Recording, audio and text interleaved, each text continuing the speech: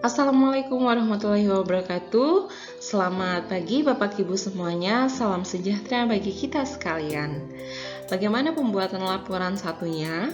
Semoga semuanya sudah selesai dan pada akhirnya nanti bisa memperoleh nilai yang baik.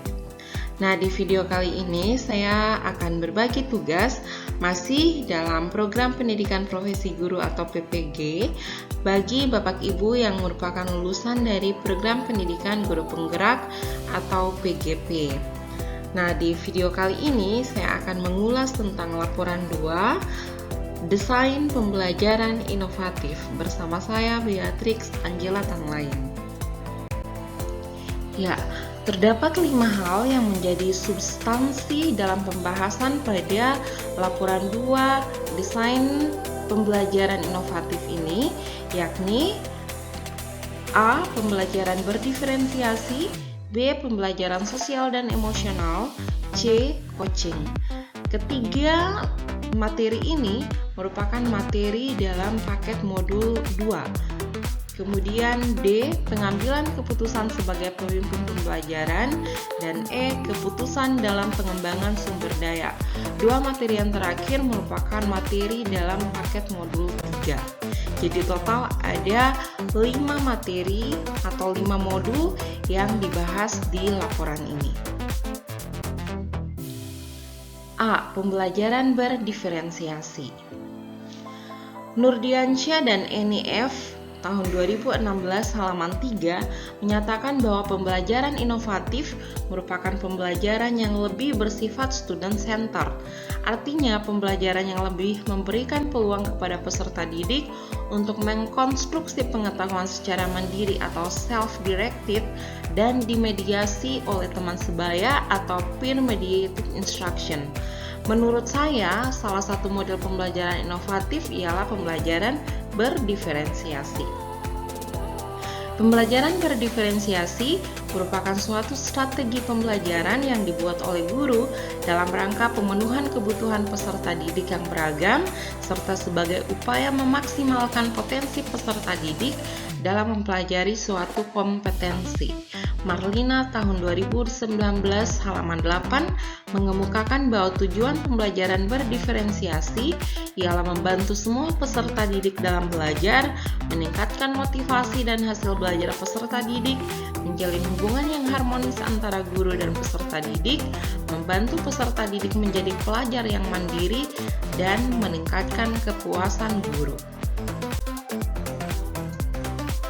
Aksi nyata yang saya lakukan pada modul 2.1 ialah implementasi strategi pembelajaran berdiferensiasi mata pelajaran fisika materi karakteristik gelombang mekanik pada siswa kelas 11 MIPA SMAS LKMD Laha.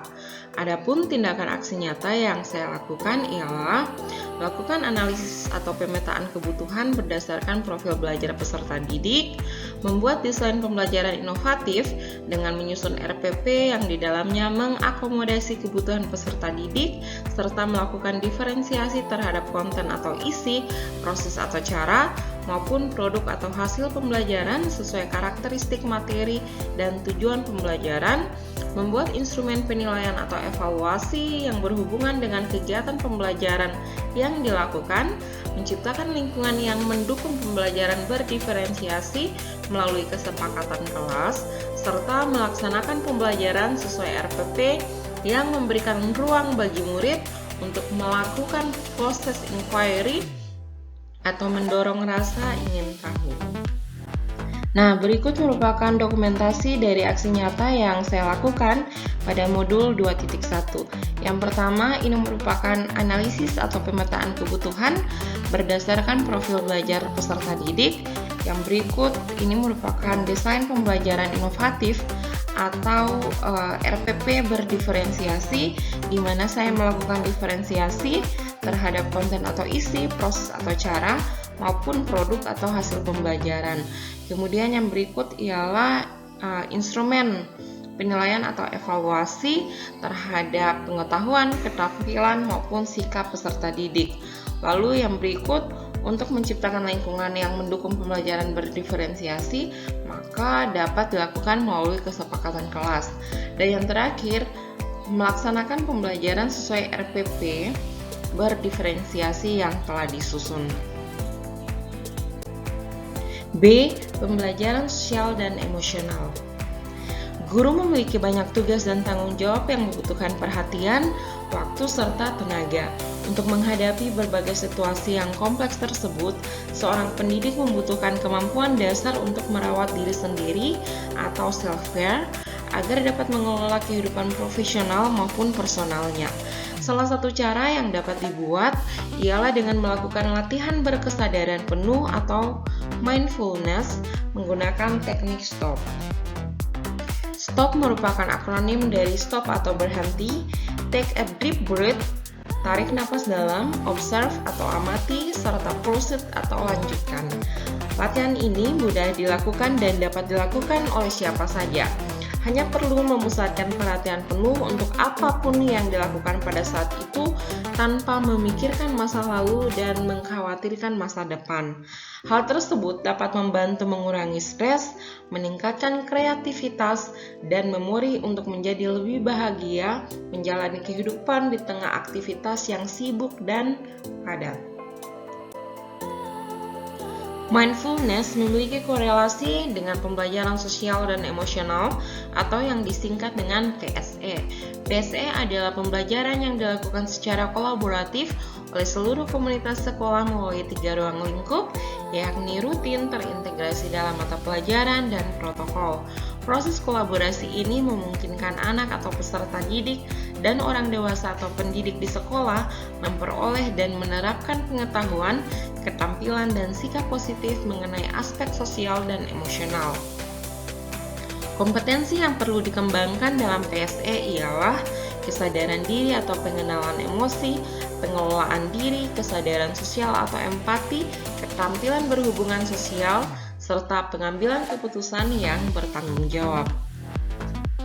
Aksi nyata yang saya lakukan pada modul 2.2 ialah penerapan pembelajaran sosial dan emosional atau PSE dalam pembelajaran berdiferensiasi bagi siswa kelas 11 MIPA SMAS LKM Delaha. Nah, salah satu ruang lingkup yang dapat digunakan untuk mengembangkan kompetensi-kompetensi PSE di sekolah ialah melalui ruang lingkup terintegrasi dalam mata pelajaran. Tujuannya yakni untuk mengembangkan kompetensi sosial maupun emosional yang sangat berperan penting bagi peserta didik dalam menjalani aktivitas sehari-hari. Hal ini didukung dengan hasil penelitian terbesar dan terlengkap tentang PSE tahun 2011. Dikutip dari republika.co.id, para peneliti meninjau 213 studi yang melibatkan lebih dari 270.000 peserta didik dan menemukan fakta bahwa berpartisipasi dalam program PSE terbukti dapat meningkatkan kinerja peserta didik di kelas. Adapun tindakan aksi nyata yang saya lakukan ialah melakukan PSE kompetensi kesadaran diri atau pengenalan emosi melalui teknik memeriksa perasaan diri, kemudian pengenalan roda emosi Prucik, serta melakukan PSE kompetensi kesadaran sosial atau empati melalui teknik menulis pengalaman bekerja sama dalam kelompok. C. Coaching. Coaching ialah suatu proses kolaborasi yang dilakukan bersama antara coach dan coachee untuk membantu coachee belajar. Proses coaching dilakukan dengan tujuan utama berfokus pada solusi, berorientasi pada hasil, dan sistematis untuk memaksimalkan kinerja coachee dengan cara memfasilitasi peningkatan performa kerja, pengalaman hidup, pembelajaran diri, serta pertumbuhan pribadi dari coachee. Prinsip utama yang perlu diperhatikan guru sebagai coach di sekolah ialah proses komunikasi atau dialog bersama peserta didik sebagai coachee ialah suatu bentuk kemitraan.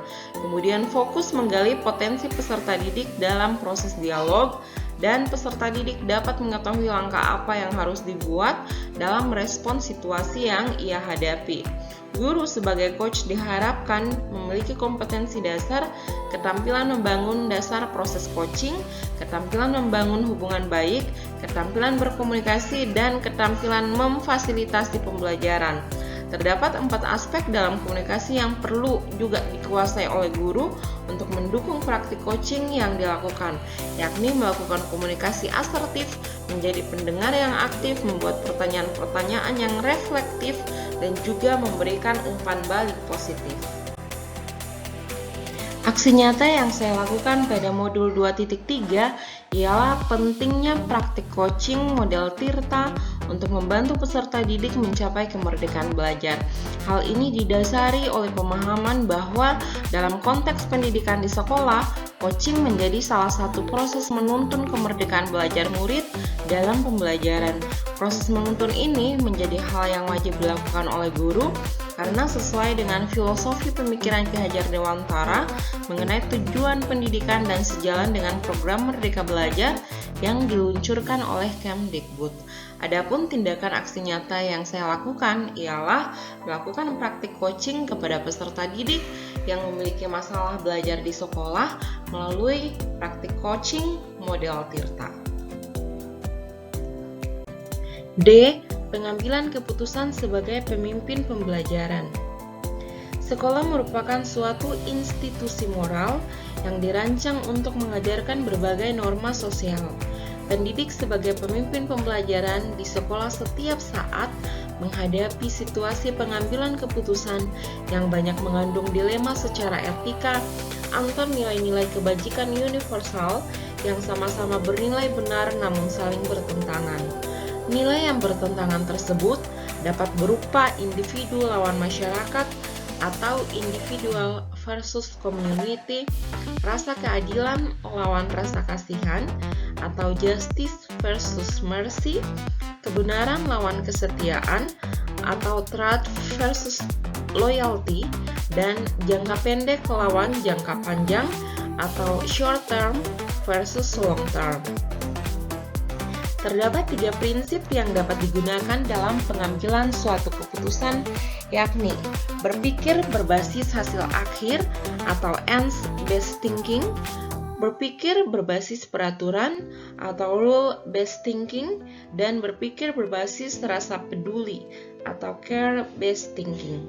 Prinsip-prinsip tersebut biasanya dipengaruhi oleh nilai-nilai yang tertanam dalam diri seseorang melalui institusi keluarga, lingkungan, sekolah, atau masyarakat.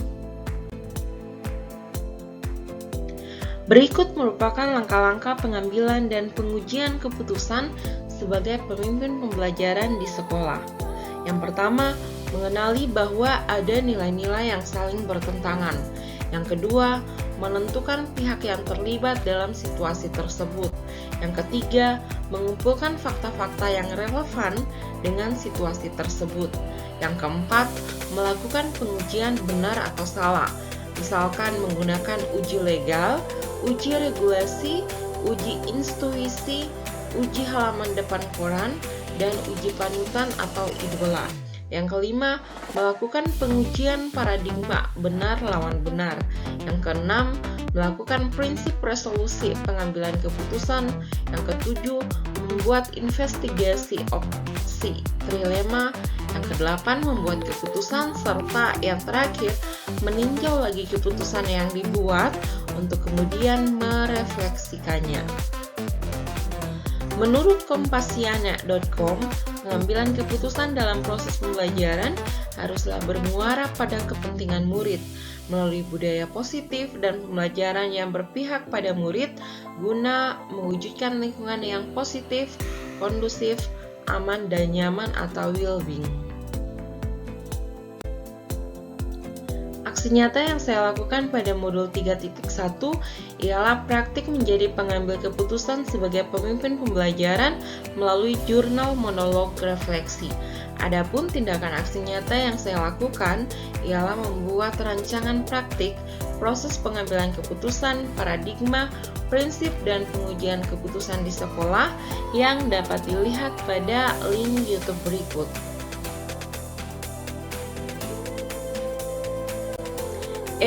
Pemimpin dalam pengembangan sumber daya. Guru sebagai seorang pemimpin pembelajaran memiliki peran dalam pengolahan sumber daya di sekolah secara baik. Guru harus dapat memahami konsep ekosistem sebagai bentuk interaksi antara faktor biotik atau unsur yang hidup dan abiotik atau unsur yang tak hidup di sekolah. Yang berikut menggunakan pendekatan berpikir berbasis aset atau asset-based thinking untuk menemukanali hal-hal positif dalam kehidupan di sekolah agar menjadi kekuatan ataupun potensi positif. Yang berikut melakukan pengembangan komunitas berbasis aset atau yang disingkat dengan PKBA dengan menekankan dan mendorong komunitas di sekolah untuk dapat memberdayakan aset yang dimilikinya serta membangun keterkaitan dari aset-aset tersebut agar menjadi lebih berdaya guna. Yang berikut melakukan identifikasi berbagai sumber daya di sekolah, yakni modal manusia, modal sosial, modal fisik, modal lingkungan atau alam, modal finansial, modal politik, serta modal agama dan budaya. Yang berikut mengelola sumber daya di sekolah dengan baik untuk meningkatkan kualitas pembelajaran dan menunjang program kegiatan di sekolah. Nah, menurut saya, jika seorang guru mampu menjalankan perannya dengan baik dalam mengelola berbagai sumber daya di sekolah secara tepat, maka sudah dapat dipastikan bahwa proses pembelajaran murid pun menjadi lebih berkualitas. Sekolah saya, SMAS LKM Dilaha, memiliki berbagai sumber daya atau modal utama yang perlu dikelola secara baik. Misalkan, modal utama manusia, khususnya peserta didik. Peserta didik memiliki kompetensi yang cukup baik pada mata pelajaran fisika, mencakup aspek pengetahuan, ketampilan, maupun sikap yang harus terus diarahkan demi mencapai hasil maksimal. Salah satu upaya yang dapat dilakukan saya adalah untuk mewujudkan hal tersebut dengan melakukan pendampingan khusus kepada peserta didik dalam bentuk aksi nyata pada modul 3.2, yakni pendampingan tim kompetensi sains nasional tingkat kabupaten atau kota atau yang disingkat dengan KSNK, mata pelajaran fisika SMAS LKM Dilaha. Adapun tindakan aksi nyata yang telah saya lakukan ialah memberikan pendalaman materi fisika, kemudian mendampingi peserta didik mengikuti sosialisasi pelaksanaan KSNK yang diselenggarakan oleh Puspresnas, mendampingi murid mengikuti simulasi dan seleksi KSNK tingkat kabupaten atau kota, dan dari 3 peserta yang tergabung dalam tim bidang fisika SMAS LKM Dilaha, 2 diantaranya berhasil lolos seleksi KSNK bidang fisika tingkat kota Ambon dan kemudian mengikuti seleksi KSNK tingkat provinsi. Berikut merupakan dokumentasi dari aksi nyata yang saya lakukan pada modul 3.2. Yang pertama ialah memberikan pendalaman materi fisika, kemudian mendampingi peserta didik dalam mengikuti sosialisasi pelaksanaan KSNK yang diselenggarakan oleh Puspresnas secara online, kemudian mendampingi murid dalam mengikuti simulasi, dan juga mendampingi mereka dalam pelaksanaan seleksi KSNK tingkat kabupaten atau kota. Nah, dari 3 peserta yang tergabung dalam tim bidang fisika SMAS LKM Dilaha tersebut, 2 diantaranya berhasil lolos dalam seleksi KSNK bidang fisika tingkat kota Ambon, dan hasilnya terlihat pada daftar berikut.